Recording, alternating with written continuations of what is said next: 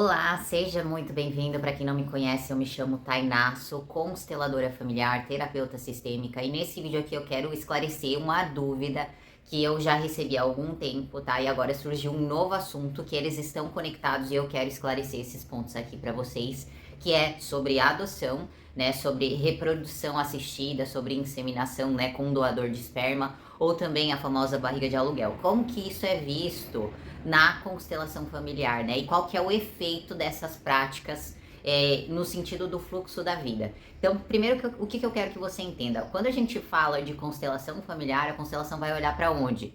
Para onde essa vida nasceu, né? O que viabilizou aquela vida. Então, quem viabilizou aquela vida vai ser chamado mãe ou pai daquela criança, né? Então, para as crianças que são adotadas, elas teoricamente, por exemplo, elas têm duas mães ou dois pais, né?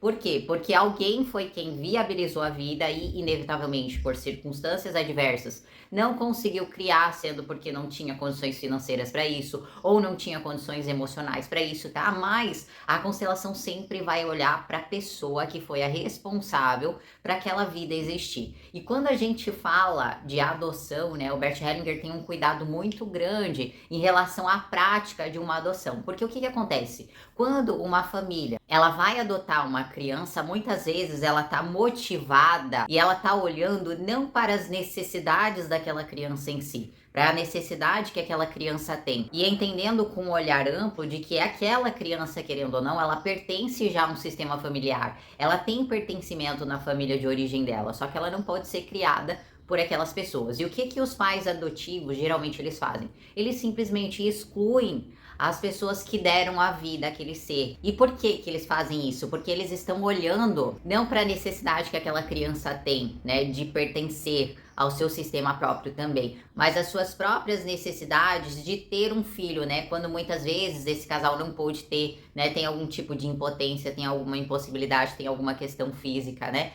Então, eles não lidam com o problema deles, eles não lidam, não encaram a impotência de fato que eles têm em detrimento a esse desejo, né? E colocam esse desejo à frente de tudo. Não olham de fato para a criança, não respeitam uma necessidade muito profunda que aquela criança tem. E quando a gente fala, né, em reprodução assistida, em inseminação artificial, em doação de esperma por um terceiro ou barriga de aluguel, o que a gente está falando? Todas essas pessoas que viabilizaram a vida daquela criança, querendo ou não, elas têm participação nisso. Elas são pai e mãe também, né? E muitas vezes, até com o avanço tecnológico, isso é desconsiderado. Só que isso tem um efeito muito profundo, porque a criança que nasce, né, e a criança também adotada, ela carrega um DNA, ela carrega um gene. E muitas vezes as pessoas que adotam, os pais que adotam, os pais que de certa maneira financiaram aquele processo, eles se sentem superiores a essas pessoas que de certa maneira são as responsáveis por essa vida existir. Elas se sentem melhores, né? E a criança no profundo ela sente isso. E isso acaba se tornando muito difícil para a criança e até para a família como um todo. Então eu quero trazer um trecho do Bert Hellinger onde ele traz, né, onde ele explana essa questão da adoção, por exemplo. Então eu não quero que vocês entendam, por exemplo, que o que eu vou trazer aqui é considerando que a adoção é algo ruim. Não é nada disso. A gente entende que existem crianças que necessitam desses cuidados. Mas qual que é o grande problema? Quando um casal vai adotar uma criança, eles não olham para o que está atrás dessa criança, para tudo que ela carrega, né?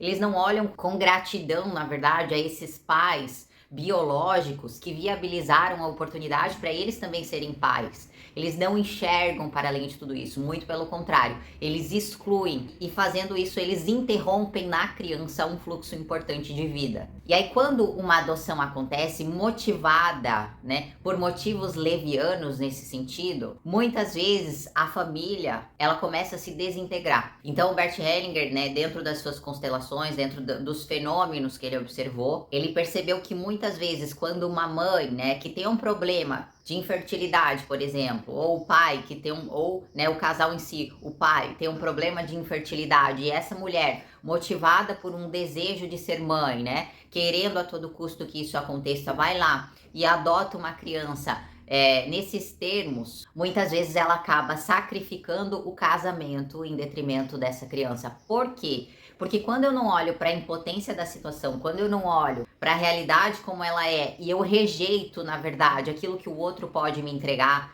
num relacionamento em si, né? Então, quando eu não aceito essa realidade, eu tô dizendo efetivamente para o outro que eu não aceito ele como ele é, que eu não aceito que ele tem uma impotência, que ele não pode me dar o que eu quero, né? E isso lá na frente gera muitos efeitos. É muito comum que o relacionamento seja rompido muitas vezes, ou quando um casal ele adota uma criança levianamente, às vezes eles sacrificam um filho que vem depois, ou muitas vezes se veio esse filho tão desejado, eles sacrificam a própria criança adotada. Então começam a acontecer muitos conflitos quando isso, né, quando a adoção em si, ela não é feita de uma maneira consciente, né? E eu tô dizendo aqui também, gente, em todas essas outras práticas, que é até mais difícil de a gente conseguir localizar o pai de fato, né? Aquela pessoa que viabilizou a vida, o doador daquela vida, ou a mãe também, né? A barriga de aluguel que a gente chama aqui, porque na verdade isso, no sistema que a gente vive hoje, é algo que na verdade preza um sigilo, preza um segredo, né? Só que isso, levado dessa maneira, por essas motivações, acaba sendo muito prejudicial para os filhos em si, para essas crianças. Então eu quero ler um trecho do Bert, onde ele fala, né, do preço de uma adoção leviana.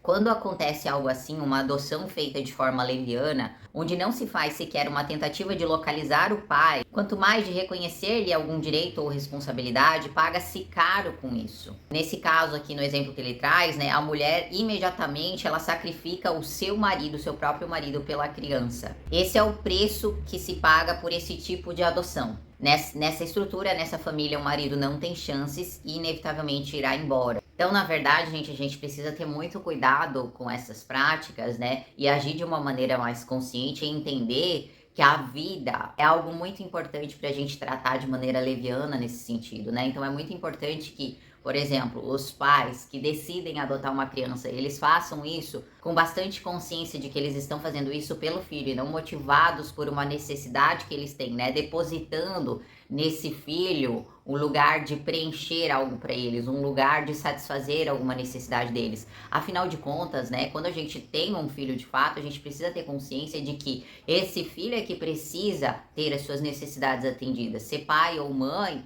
e exercer essa função com excelência é entender que é esses filhos que, em um primeiro momento, vão precisar, né, de nós enquanto pais. E futuramente esses filhos vão seguir o caminho deles. Esse é o curso natural da vida. Então, quando uma família, alguém já decide ter um filho, motivado ou por uma necessidade de que esse filho cuide dessa pessoa no futuro, ou motivado por uma necessidade de que esse filho vai salvar o casamento, né? Na verdade, transferindo um peso para esse filho que não é dele, né? Tudo isso precisa ser observado e levado em conta, porque é essa intenção que no final das contas vai fazer com que as desordens sejam geradas no futuro. Então não tô dizendo aqui, gente, que adotar é errado, que ter filho é errado, não é nada disso. O que a gente precisa ter consciência é entender, né, o papel de cada um, o papel inclusive dos pais biológicos dessa criança, né, e dar pertencimento, dar lugar a cada pessoa.